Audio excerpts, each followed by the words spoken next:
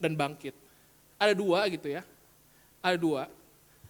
Yang pertama gue akan berbicara, Yesus harus mati dan bangkit untuk menebus dosa kita, supaya kita bisa datang kepada Bapa. Supaya hubungan kita bisa pulih dengan Bapa. Amin? Kita nggak bisa menolak bahwa dosa itu merupakan sesuatu yang begitu merusak hidup manusia. Gitu ya. Dosa itu membuat kekacauan yang terjadi sampai sekarang. Keserakahan, hawa nafsu, iri hati, dengki, whatever. The destruction yang kita lihat sekarang gitu ya, perang, kemiskinan, itu disebabkan oleh dosa. Oleh manusia. Dan dosa gitu ya, lebih daripada segalanya membutuhkan sebuah pembayaran. Ada upah daripada dosa. Yang lu dan gua sangat-sangat layak untuk menerima ini. Dan kita sama-sama tahu bahwa sin requires payment of its wages, which is death. Upah dosa adalah maut. Dan sekarang setiap kita telah kehilangan kemuliaan Allah dan tidak ada di sini yang tidak pernah berdosa, which kita semua berdosa, kita semua layak menerima maut. Tapi gue orangnya kayaknya cukup baik deh gitu. Kayak gue salahnya yang kecil-kecil aja, yang gede-gede enggak, gue gak pernah korupsi. Di hadapan Tuhan yang maha kudus gitu ya, a blemish is a blemish gitu kan. Kalau lu dosa akan satu, lu dosa akan semua gitu. Di hadapan Tuhan lu tidak kudus. Dan lu dan gue layak untuk mendapatkan penghukuman atas itu. Dan gue bertanya sama Tuhan gitu ya, Tuhan kenapa lu gak ini aja ya, kayak lu kan maha kuasa gitu ya. Kenapa lu gak bilang dosa hilang gitu ya. Atau dosa manusia gue angkat. Kenapa? Kenapa lu harus datang dan lu mengorbankan diri lu di atas kayu salib? Apakah lu gak powerful enough? No, because upah dosa adalah maut, jadi harus dibayar. Dan Ibrani 9 ayat 22 mengatakan, indeed under the law almost everything is purified with blood. And without the shedding of blood, there is no forgiveness of sins. Tanpa darah yang tertumpah, yang tercurah, tidak ada pengampunan dosa. Dan itu yang diminta oleh dosa gitu kan. Bahwa harus ada darah yang tercurah. Masalahnya darah siapa yang bisa dan layak untuk tercurah, untuk bisa mengampuni dosa. Dia harus orang yang tentunya hidupnya tidak berdosa. Nah mungkin kan, gue bayar utang, gue sendiri ngutang, betul gak? And there's no man who can do it. Jadi Tuhan sendiri harus turun dan mengambil rupa wujud manusia untuk bayar upah dosa itu. Sampai sini mengikuti? Bahwa upah dosa adalah maut dan without the shedding of blood there is no forgiveness of sins.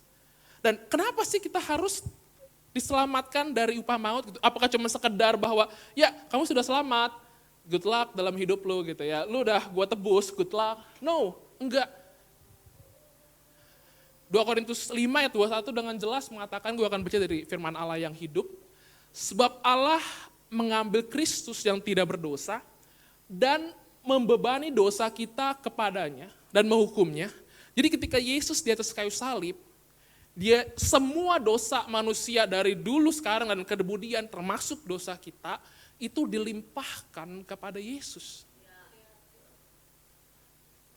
So mungkin kita sekarang enak gitu ya, datang ke gereja kayaknya nantai aja, hidup juga nggak susah banget gitu. Maksudnya ada susah, cuman ya sebagai orang Kristen di BSD gue rasa hidup itu cukup ya enak gitu. Tapi lu harus mengerti bahwa lu bisa menikmati hidup lu sekarang gitu. Lu bisa punya damai, lu bisa punya hubungan sama Tuhan karena dosa lu dan dosa gue dilimpahkan kepada diri Kristus di kayu salib. Makanya waktu itu Bapa sempat meninggalkan Yesus karena Bapa yang kudus nggak bisa bersama dengan Yesus. Mengapa? Karena itu di atas kayu salib Yesus mengatakan, Eloi, Eloi, lama sabatani gitu, bapakku mengapa engkau meninggalkan aku? Karena seluruh dosa manusia sedang tercurah di dalam Kristus, ditumpahkan. Dia yang tidak mengenal dosa atau tidak berdosa dibebani gitu ya oleh dosa kita kepadanya dan menghukum Yesus sehingga kita dapat dibenarkan di hadapan Allah. Ada relational access gitu ya yang dipulihkan oleh Tuhan. Sehingga kita bukan selamat karena supaya gue gak mati gitu kan, tapi lu bisa dekat dan datang kepada Bapa sebagai individu. Sesuatu yang lu gak bisa lakuin tanpa darah Kristus, karena ketika Bapa melihat kita, dia melihat kebenaran Kristus. Dan ketika Bapa requires punishment, dia melihat dosa kita yang ditaruh oleh Roh Kudus. Dosa kita yang ditaruh kepada Yesus. So, kalau kita sebagai orang Kristen gitu ya, tidak datang dan berusaha dekat kepada Dia, kita sedikit menegasikan Yesus mati di kayu salib. Kalau lu atau gua bahkan untuk menjadi pengingat diri gua sendiri, menjadi Kristen karena for the sake of karena ya gua Kristen gitu ya, karena orang tua gua Kristen, karena teman-teman gua Kristen, nggak mungkin gua nanti agamanya lain gitu ya, dan datang ke gereja aja gitu ya hidup ya Kristen lah gitu ya, yang penting gitu ya. Kita lagi missing out the point. Sebuah pengorbanan yang begitu besar di atas kayu salib. Bahwa lu bisa datang kepada Bapa. Lu dan gua sebagai individu. Udah gak ada lagi tembok. Amin? 5 ya Ger? 5. Bikin 6 gitu ya. Efesus 2:13 bilang, but now in Christ Jesus, you who once were far off, have been brought near by the blood of Christ. Lu yang dulu jauh telah dibawa dekat oleh darah Kristus. 1 Petrus 3:18, for Christ also suffered once for sins, the righteous for the unrighteous, that he might bring us to God, being put to death in the flesh, but made alive in the spirit. Sayang kalau kita gak datang ke Tuhan. Sayang kalau lu gak persu kehendak Tuhan dan hati Tuhan di hidup lu. Karena itu yang diizinkan Tuhan bisa terjadi dalam hidup. Itu yang dibuka oleh kematian Tuhan di atas kayu salib. Dan itu yang kita selebrasi sebagai umat Kristen. Bukan hanya sekedar mencari telur atau promo di Easter gitu ya. Tapi lu punya akses kepada Tuhan dan lu dibenarkan dari dosa-dosa lu. Dan ini poin gua ketika kita tahu kita dibenarkan di hadapan Kristus. Bahwa nothing satisfies us more than knowing that we are made right before God. Tidak ada hal yang lebih memuaskan gitu ya, mencukupkan daripada bahwa kita tahu kita dibenarkan di dalam Kristus. Maksudnya apa? Ketika lu tahu lu dibenarkan dalam Kristus, ketika lu tahu bahwa dia mati buat hidup lu, ketika lu tahu bahwa ada kasih dia di dalam hidup lu, gue bisa bilang lu punya bekal yang cukup untuk hidup di dunia ini. Ketika masalah datang, ketika pergumulan datang, ketika orang memperlakukan lu tidak baik, lu tahu bahwa lu dibenarkan dalam Tuhan. Ketika lu bahkan berdosa, ketika bahkan lu di season yang lu merasa lu jauh dari Tuhan, karena lu dibenarkan dalam Tuhan, karena lu tahu dibenarkan dalam Tuhan, karena lu tahu Tuhan Yesus hidup di dalam diri lu bisa balik, lu bisa mengampuni, lu bisa punya pengharapan, lu bisa punya kekuatan. Karena suka nggak suka, kita yang diciptakan manusia secara umum gitu ya, dengan gambar Tuhan, kita akan mencari sesuatu yang lebih besar daripada apa yang dunia bisa tawarkan. Gue kasih analogi. Lu pernah kan lihat ada cerita pasti aja gitu ya, memang kalau hidup kekurangan susah, tapi kalau kita lihat gitu ya cerita orang lain yang hidupnya baik gitu ya, dia mungkin artis terkenal atau dia mungkin orang terkenal, dia punya duitnya banyak gitu ya, bisa ada rasa kekurangan. Kayak gue tuh punya uang, gue tuh gak kurang gitu loh. Gue tuh punya pamor, gue tuh punya kekuatan gitu ya, gue tuh punya power gitu, tapi something is missing. Yang gak bisa dipenuhi oleh lebih banyak uang, lebih banyak ketenaran, lebih banyak teman, dan lebih banyak kekuatan. Berarti kalau begitu dugaan gua, uang dan yang lainnya itu yang dunia tawarkan, mungkin bukan sesuatu yang truly satisfy human gitu ya. Kita sering lihat ada orang yang yang kelebihan uang, terus dia merasa gue kayaknya belum bahagia atau gue mencari sesuatu lebih dan dia datang kepada Yesus dan mengalami kepenuhan. Tapi kalau misalkan kita sebagai orang Kristen ya, kita merasa kayaknya gue lagi jauh, kayaknya gue lagi butuh kekuatan, kita cari siapa? Kita cari Tuhan. Jadi ketika Tuhan yang bahkan gitu ya, gini, gue tadi bilang bahwa lu lu hanya bisa diperoleh sesuatu yang tidak daripada dunia tawarkan, karena lu diciptakan menurut gambar dan rupa Tuhan gitu ya. Bukan uang, bukan kekuatan, tapi kita cari Tuhan. Orang yang punya banyak uang cari Tuhan, kita yang merasa kekurangan, kita butuh Tuhan gitu ya. So, Christ gitu ya, dalam pengampunan dosanya itu pasti merupakan sebuah jawaban bagi manusia. Karena lu bisa punya ketenangan meskipun lu gak punya apa yang dunia tawarkan gitu ya, gak punya mungkin secara lebih, tapi lu punya Tuhan. So itu gue bilang, nothing satisfies us more than knowing that we are made right before God. Itu yang pertama, Yesus datang ke dunia untuk mengampuni dosa dan membawa kita dekat kepada Tuhan. Dan yang kedua, dan merupakan tema daripada series ini adalah untuk menunjukkan karakter dia. Karakter apa? Ya sesuai dengan temanya bahwa dia datang karena dia mengasihi manusia. Dia datang karena dia mengasihi lu dan gua. Dia mengasihi keluarga kita. 1 Yohanes 4 ayat 9 dan 10 bilang bahwa in this the love of God was made manifest among us. That God sent his only son into the world so that we might live through him. In this is love. Not that we have loved God, but that he loved us and sent his son to be the propitiation for our sins.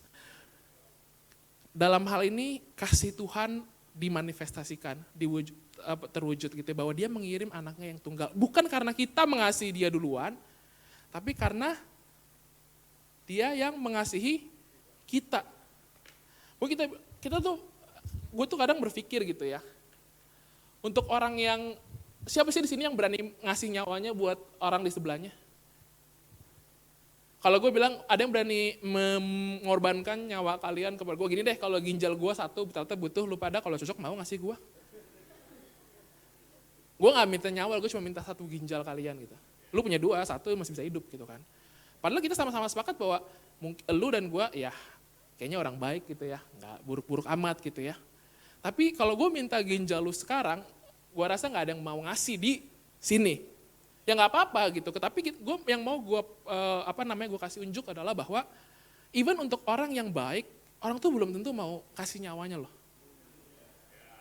Even buat orang yang, even mungkin orang yang lu udah ngasih, lu udah udah baik di hidup, udah berjasa banget gitu di hidup lu gitu ya. Lu mungkin masih mikir-mikir untuk ngasih ginjal lu gitu ya, bukan nyawa lo, masih ginjal. Apalagi buat orang yang brengsek. Itu mah gak usah mikir, betul gak? Suppose gitu ya, ini analogi aja, semoga gak terjadi. Andai kata ada orang penjahat yang menyakiti keluarga lu, whatever form the pain yang orang itu sebabkan di keluarga lu. Lu mau kasih ginjal lu ke dia? Yang udah nyakitin ibu lu gitu. Ini gak sih, buat orang yang baik aja kita belum tentu mau kasih nyawa kita, apalagi buat orang yang buruk. Tapi Yesus itu dia datang gitu ya ke muka bumi gitu karena kasihnya bahkan sebelum kita mengasihi dia. For one will scarcely die for a righteous person, or perhaps for a good person one would dare even to die. But God shows his love for us in that while we were still sinners, Christ died for us. Ketika kita masih berdosa, Yesus mati buat kita. Kasih Tuhan itu tidak ditunjukkan gitu ya, karena kita mengasihi Tuhan terlebih dulu. Kita nggak mengasihi Tuhan terlebih dulu.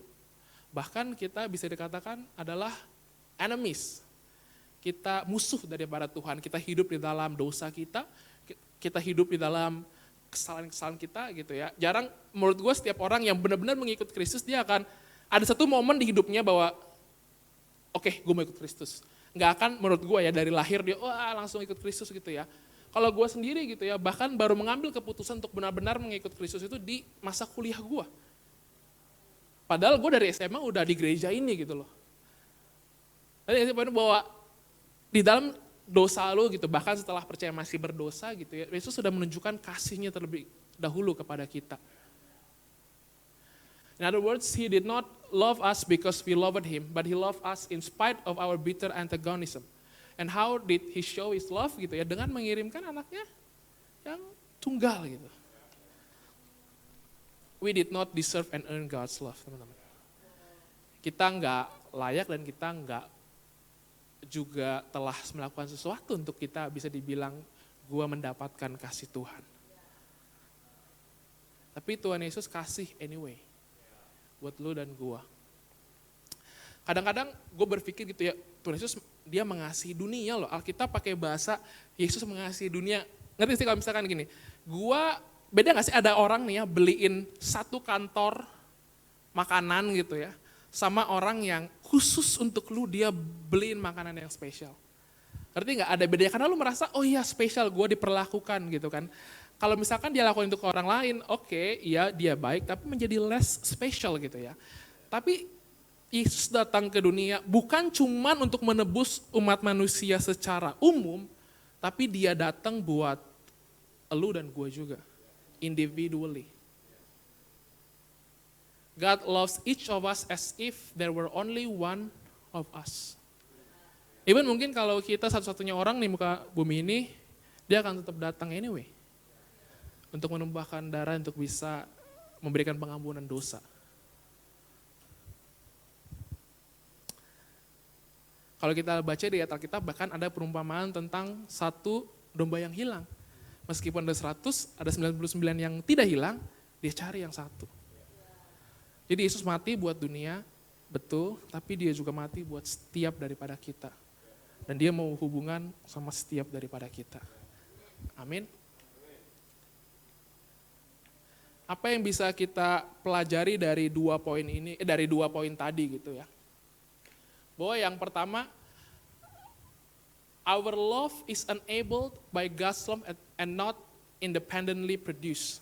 Kasih kita tuh gini, kasih kita gitu yang kita punya gitu, yang kita harus kasih ke orang lain, itu merupakan kasih yang diimitasi gitu ya, kasih yang berasal daripada Kristus. Kasih yang sifatnya pengorbanan diri, kasih yang sifatnya kerendahan hati, kasih yang sifatnya tidak mementingkan diri sendiri, kasih yang sifatnya mungkin tanpa syarat gitu. That's the kind of love yang Tuhan berikan dalam hidup kita, yang Tuhan ingin kita berikan juga kepada orang lain. Love can reach even the most undeserving person. Tuhan bisa kasihnya gitu bahkan untuk kepada orang yang paling gak layak di muka bumi ini. Dan itu artinya kita juga bisa kasih kita ke orang di sekitar kita, even mungkin menurut secara pandangan umum orang tersebut tidak layak. Love enables us to pay the price and sacrifice whatever it is. Lo bisa, karena kasih lo bisa mengampuni sakit yang dia udah pernah kasih, lu bisa mengampuni kesalahan dia, meskipun dia belum baik sama lu, dan lu bisa mengasihi dia karena lu udah terima kasih yang sebegitunya dari Tuhan. Ini bottom line-nya gitu ya, how Jesus loved shown us what love can do. Bagaimana Yesus mengasihi kita menunjukkan apa sih yang bisa dikerjakan oleh kasih. Kasih itu bisa menjangkau orang-orang yang menurut dunia tidak terjangkau. Dia bisa mengampuni yang menurut dunia tidak layak diampuni. Dan kasih itu hidup di dalam diri kita.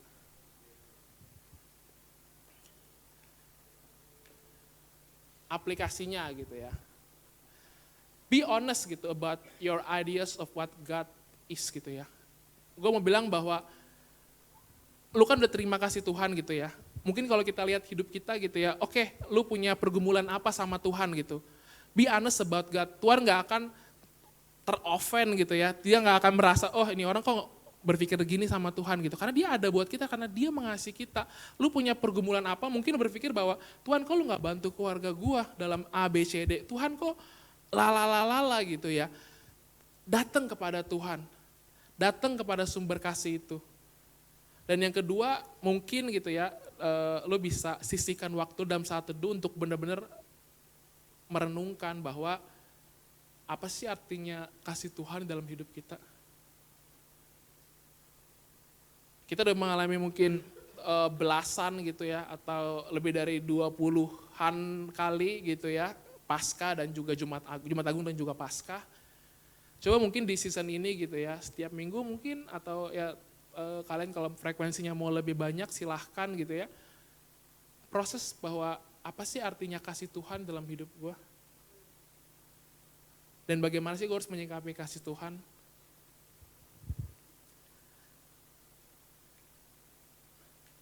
Dan berikutnya gitu ya, kadang-kadang kita berpikir bahwa kita punya pergumulan dengan orang-orang yang Tuhan tempatkan di sekitar kita. Sometimes it's hard untuk memberikan kasih yang udah Tuhan kasih di hidup kita. Terlebih menurut gua, kalau misalkan orang yang menyakiti kita itu gak tahu seberapa sakitnya kita. Orang yang menyakiti kita gak tahu seberapa apa yang dia lakuin itu begitu melukakan kita. Untuk hal itu kadang kita sulit untuk mengasihi. Tapi seperti yang gue bilang, bahwa kita pun gak layak untuk terima kasih Tuhan. Dan kalau kita punya pergumulan gitu ya dengan orang-orang yang Tuhan taruh di sekitar kita, mungkin ini momen yang tepat untuk kembali merenungkan bagaimana sikap lu, apa yang mau lakukan terhadap orang itu. Dan lu mengerti kasih Tuhan. Mungkin jawabannya adalah memaafkan. Tapi itu perjalanan iman dan perjalanan yang harus teman-teman tempuh sendiri gitu bersama Tuhan. Mungkin pergumulan kita adalah seperti yang gue bilang dengan Kristus. Dengan Tuhan gitu ya. Gila Tuhan gak bantu-bantu gitu. Gue pun ada situasi yang kurang lebih sama gitu. Lately gitu kan. Bahwa Tuhan, gue tuh udah kayaknya apa sih salahnya keluarga gue gitu kadang gue pikir. Apa sih salahnya gue gitu. Sehingga mungkin lu belum menolong, sehingga lu gak buka pintu ini. Apa salahnya gitu. Mungkin kalau kita nggak tahu kita mau kesel sama siapa, kita mau marah sama siapa, mungkin kita sedang kesel sama marah sama Tuhan. Terlepas kita mau mengakuinya apa enggak. Tapi gue mau kasih contoh, ada satu lagu gitu ya, mungkin boleh diputar gak lagunya? Gue gak tahu ini lagu cukup populer, tapi tadi gue sempat survei gitu ya.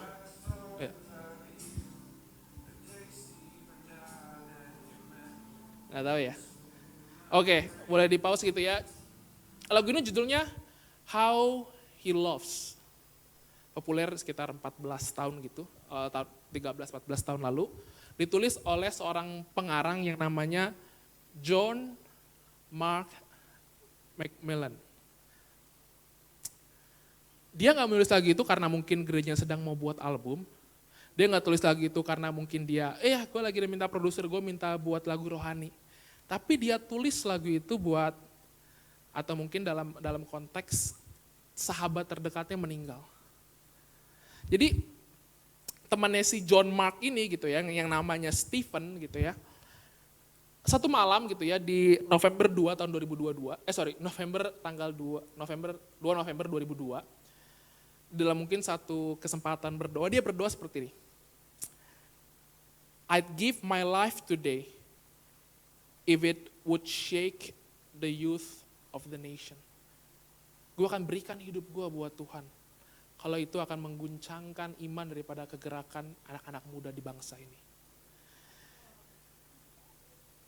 At the night of the same day, gitu ya, pada malam yang sama dia mati karena kecelakaan mobil. Pada malam yang sama dia berdoa bahwa kayak, gue akan kasih hidup gue buat Tuhan kalau ini bisa mengguncangkan dunia gitu. Lu punya sekat, bagi John Mark dia bilang dia punya sahabat yang benar-benar ini sahabat gue dalam my pursuit of Christ gitu. Ketika gue mau saling menguatkan, ketika gue mau mengejar Kristus, ini sahabat gue. Dan sahabat kan direnggut dalam hidup gue. Di hari yang sama, dia punya doa dan keinginan yang luar biasa. Gue akan berikan hidup gue. Bahkan kalau itu bisa mengguncangkan kegerakan anak-anak muda di bangsa itu, di Amerika. Dan dalam kesedihan itu dia menulis lagu ini. Gitu ya. Kalau kalian search How He Loves itu, banyak dinyanyiin kayak di battle, di upper room, di gereja-gereja gitu ya. Tapi ada satu frasa gitu ya, ada satu frasa yang jarang dinyanyiin, mungkin nggak pernah gitu. Tapi kalau lu dengar rekaman aslinya, dia ada nyanyiin lagu ini. Kurang lebih judulnya I Thought About You the Day Stephen Died, temannya Stephen. And you met me between my breaking. I know that I still love you, God, despite the agony.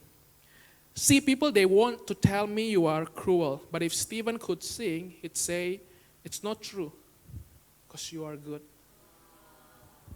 Boleh nggak diputar di menit 6:25, lu bisa ngeliat seberapa, dia rekam ini mungkin nggak langsung ketika temannya, tapi seberapa painful dia untuk nyanyiin lagu itu gitu.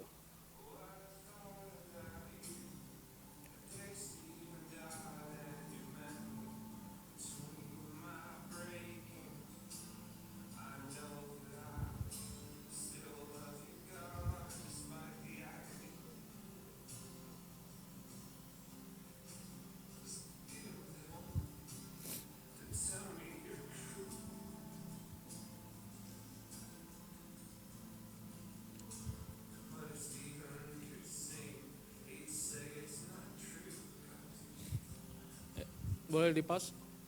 Dia nggak nyiptain lagu ini dari comfort hidup dia. Dia nyanyi lagu ini bagaimana Tuhan itu mengasihi dari sakitnya dia gitu. Tapi dia tahu bahwa Tuhan Yesus tuh udah memberikan hidupnya buat dia, mengasihi begitu besar bahwa gue bisa datang kepada Tuhan ketika gue mungkin lagi punya pergumulan. Dan lu tahu seberapa besar kasih dia, seberapa besar comfort, seberapa besar kedamaian yang Tuhan Yesus bisa kasih.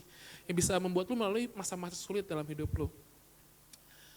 Dia bilang bahwa, mungkin gue cepat aja di sini, bahwa that's really the kind of song I want to write. It's through this frustrating period and he could, in my anger and my resentment and in my frustration still love me through that. And and in this process of dealing with my body. Jadi kalau ada satu YouTube juga How He Loves a Song Story, dari dia kan bisa lihat, dia ceritakan, dia kasih background tentang lagu ini gitu kan. The song isn't a celebration of weakness and anger. It is a celebration of a God who would want to hang with us through these things. And despite who we are, you would want to be a part of us and part of our community and be part of our family. That's the kind of love I think I'm talking about. Kasih Yesus tuh bukan membuat lu memberikan hanya sekedar kenyamanan, tapi kasih Kristus itu cukup buat segala hal di dalam hidup lu. Maka mengapa tadi gue bilang bahwa tidak ada hal yang lebih memuaskan dari hidup kita, bahwa kita tahu kita dibenarkan di hadapan Tuhan Yesus dan dia datang untuk membenarkan kita karena dia mengasihi kita. Amin. Dan yang terakhir, how Jesus' love show us what love can do. Love is the reason He lived, He died, and He resurrected. Mari teman-teman boleh bangkit berdiri.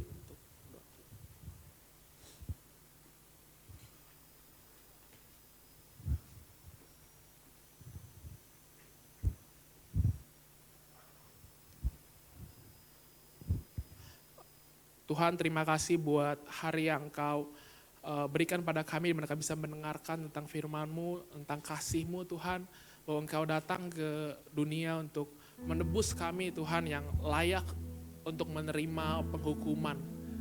Tapi Engkau yang begitu mengasihi kami, rela untuk membayar segala dosa kami supaya kami bisa dekat kepada Engkau. Dan biarlah kiranya Tuhan di masa Jumat Agung dan Paskah ini ya Tuhan, kami boleh kembali diingatkan ya Bapa, bahwa Engkau mengasihi kita, bahwa Engkau ada untuk kita, bahwa kasih-Mu cukup untuk segala hal yang kita lalui dalam hidup ini. Dan biarlah kiranya Tuhan kami bukan menjadi Kristen yang biasa-biasa aja, tapi Kristen yang mau mengenal Engkau. Kristen yang mau mengejar hati-Mu ya Bapa. Kristen yang mau berdampak bagi orang-orang di sekitar.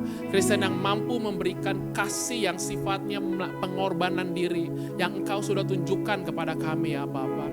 Tuhan, aku berdoa buat teman-teman di sini, biarlah kiranya Kau boleh berkati apa yang mereka Tuhan kerjakan. Kau boleh Tuhan di dalam nanti sharingnya Tuhan di small group, Engkau boleh buat mereka terbuka satu sama lain ya Bapa Tuhan. Kau boleh Tuhan berikan kekuatan di setiap segala pergumulan, di setiap segala kesulitan, setiap momen suka dan duka, biar kiranya kami mengingat ada Engkau ya Bapa Tuhan. Kami percaya Tuhan, ketika kami Tuhan menaruh Engkau sebagai yang pertama dan terutama dalam hidup kami, maka hidup kami akan diubahkan Tuhan. Terima kasih